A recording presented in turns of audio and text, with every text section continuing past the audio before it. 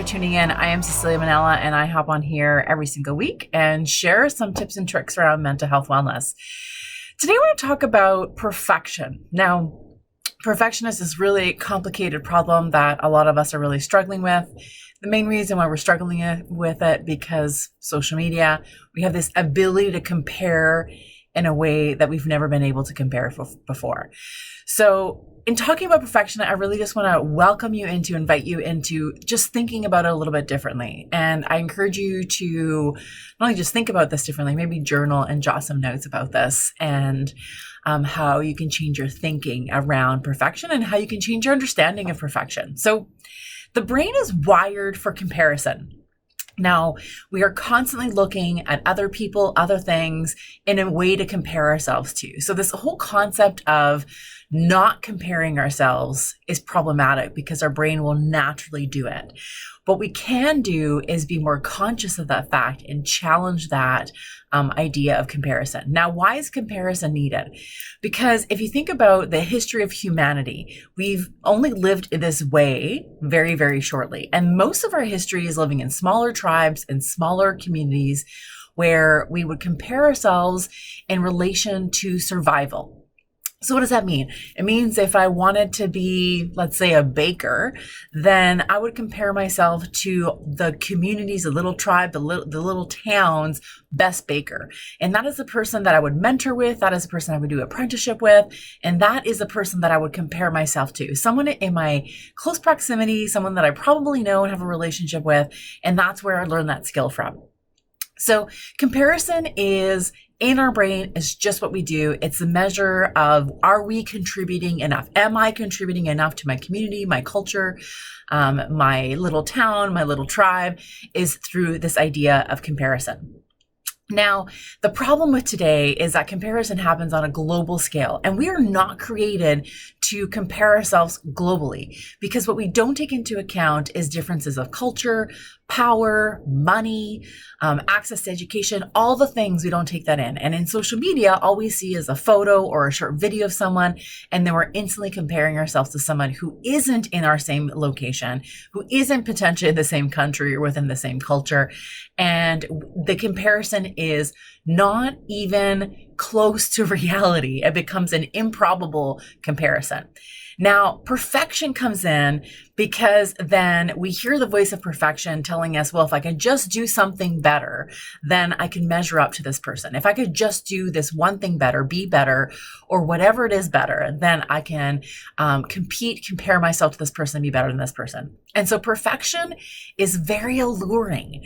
It really ropes us into this idea that we are striving for something more. But let me tell you, the truth about perfection is that it's in bed with shame. Perfection and shame are in bed together. They're not just buddies, but they are like life partners, perfection and shame. Now, the reason that is because the idea, the narrative of perfection, of doing more or being better, is couched in this idea of not being good enough. So shame exists in not good enough. Anything not good enough, not enough person, not enough woman, not a good enough husband, not a good enough athlete, not a good enough student, all the not good enoughs is couched in bed with shame. And so the voice of shame comes from the narrative of not being good enough. Now, how perfection is alluring is it shows up in this shame story or the shame cycle that you might find yourself in as somehow a way out. Like it somehow convinces us that if I could just have more of this perfection thing, then I actually will let go of the shame thing and I will actually be good enough and I don't have to feel not good enough anymore if I can just grab onto this perfection thing. But it's a trap because it's actually not true. Perfection is a liar.